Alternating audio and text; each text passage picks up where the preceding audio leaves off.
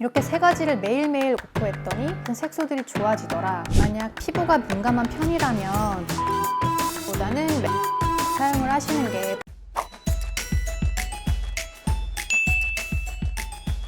안녕하세요. 피부가 예뻐지는 10분 피부 텐텐의 피부과 전문의 김안나입니다. 오늘 주제는 피부과에서도 치료가 가장 어렵다고 하는 기미인데요. 겉으로 보기에는 다 비슷한 잡티 같고 간단하게 똑 떼내서 없앨 수 있을 것 같은데 사실 기미는 절대 그렇지 않습니다. 빙산을 생각해 보시면 비슷한데요. 빙산의 일각이라고도 하죠. 마치 겉에만 둥둥 떠다니는 것처럼 보이는데 내부를 살펴보면 엄청 큰 빙산과 마주하게 됩니다. 기미도 이와 비슷한데요. 줄줄이 얽혀있는 고구마들처럼 모든 게 복잡하게 얽혀있기 때문에 한 개만 똑 떼낼 수 있는 문제가 아닙니다. 따라서 기미 치료는 굉장히 더디고 다른 잡티들과 비교했을 때 더 오랜 기간 여러 차례 시술을 해야 해요. 하지만 모든 분들이 자주 피부과에 오실 수 있는 것은 아니기 때문에 오늘은 피부 시술보다는 집에서 사용하시는 연고와 화장품에 대해서 말씀을 드릴까 하니 영상 끝까지 시청해 주시고 댓글 남겨주시면 제가 다 답변을 드리도록 하겠습니다.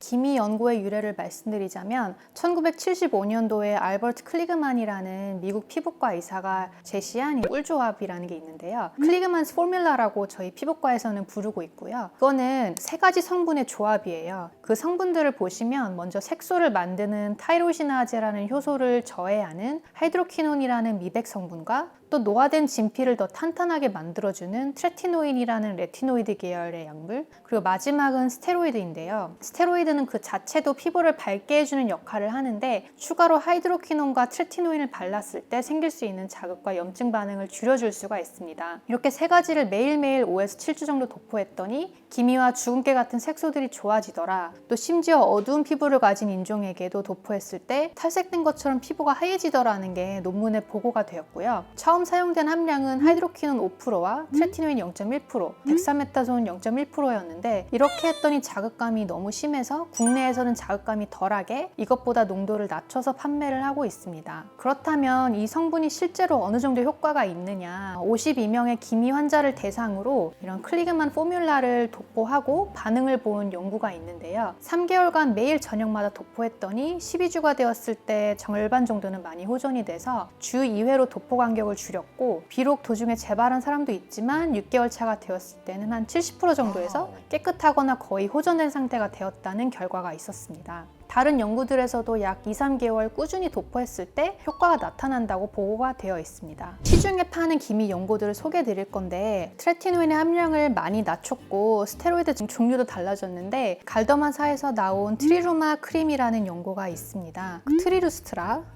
프리엔티 크림은 이 제품의 국내 카피약이라고 보시면 되고 성분을 보시면 하이드로퀴논 4%, 트레티노인 0.05%로 원래 오리지널 포뮬라보다 자극이 되는 하이드로퀴논과 트레티노인이 더 낮고요. 또 스테로이드는 플루시놀론 아제토나이드라는 한 단계 더 강한 것을 사용을 했습니다. 따라서 오리지널 복합체보다는 덜 자극적이라고 할 수 있겠지만 이 정도도 동양인에게는 좀 자극이 되는 경우가 많았어요. 그래서 트레티노인을 아예 확 줄인 게 동아제약에서 만든 이 멜라논 이라는 크림입니다. 이 제품은 하이드로퀴논을 5%로 그대로 뒀고 트레티노인을 0.003%로 많이 낮췄어요. 그랬기 때문에 스테로이드도 약한 하이드로코티손을 배합을 했습니다. 만약 피부가 민감한 편이라면 이런 트리루스트라보다는 멜라논 크림을 사용을 하시는 게 보다 안전하다고 보시면 되겠습니다. 요약을 해드리면 기미 연고는 처음 한 3개월 정도는 말씀드린 복합제제가 있는 멜라논이나 트리루스트라 이런 것들을 사용을 하시고 이후로 유지하는 걸로는 레티노이드 계열의 스티바라던가 아크리프 이런 것들로 쭉 유지를 하시거나 아니면은 다른 계열의 미백 기능성 화장품들을 바르시는 거를 추천드립니다.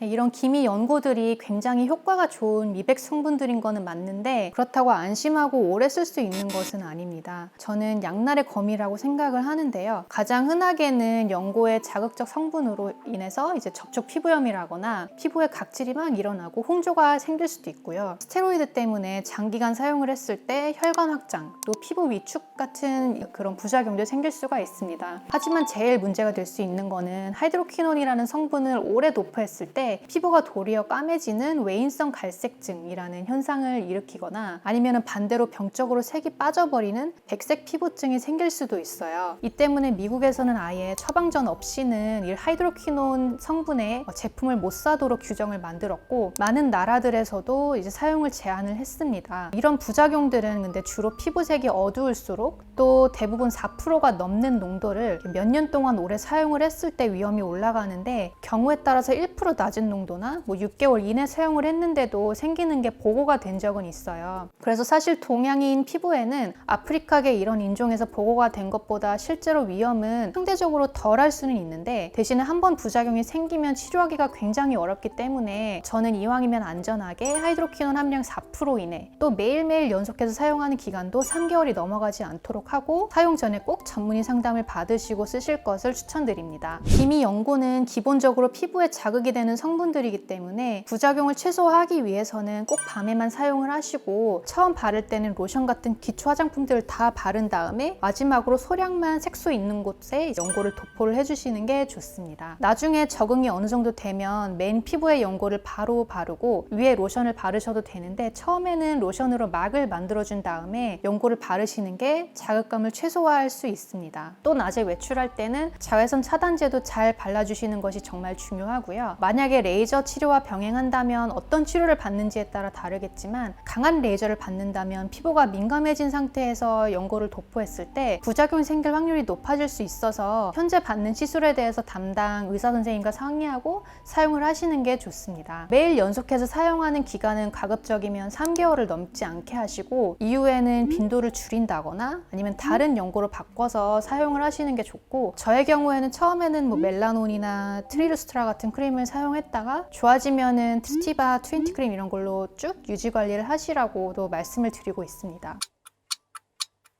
연고를 사용하기에 피부가 너무 민감하고 부작용도 부담이 된다 하시는 분들은 의약품이 아니라 화장품으로 관리를 하시는 것도 좋습니다. 미백에 도움이 되는 대표적인 화장품 성분들로는 나야시나마이드나 비타민 C와 E, 감초 추출물 등등 굉장히 다양한 성분들이 있고 이런 성분들은 멜라닌 색소가 만들어지는 과정을 억제하고 또 항산화 효과도 있어서 기미의 악화를 막아줍니다. 여기에 더해서 항노화 작용을 하는 레티놀 화장품도 같이 사용하시면 더 효과가 있겠고 최근에는 시스티아민이라는 성분이 주목을 받고 있는데 하이드로퀴논 못지않은 효과를 보이고 부작용도 심각한 건 없어서 앞으로 많은 화장품에서 볼 수 있을 것으로 기대가 됩니다. 이런 화장품들은 병원에서 판매하는 것들 말고 시중에도 다양한 미백 기능성 화장품들이 있기 때문에 꾸준히 사용하시면 피부 톤 관리에 도움이 되실 수 있습니다. 여기서 제가 또 하나 짚고 넘어가고 싶은 게 기미 패치인데요. 골프같이 야외 운동을 하실 때 광대 부위에 많이 붙이고 하시는데 패치는 물리적으로 자외선을 차단해주기도 하지만 앞서 말씀드린 나야시나마이드, 트라넥삼산 같은 미백 기능성 성분들도 함유를 하고 있어요. 하지만 패치 자체에 접착제가 묻어 있어서 이거를 계속 피부에 붙여서 뗐다 하면 그것도 자극을 줄 수가 있기 때문에 어쩌다가 한 번씩 정말 강한 해를 차단하기 위해서 한 번 하는 거는 모르겠지만 꾸준히 지속적으로 야외 나갈 때마다 사용을 하는 것은 권고드리지 않고 그냥 챙이 넓은 모자나 마스크 같은 다른 방법을 더 추천을 드립니다.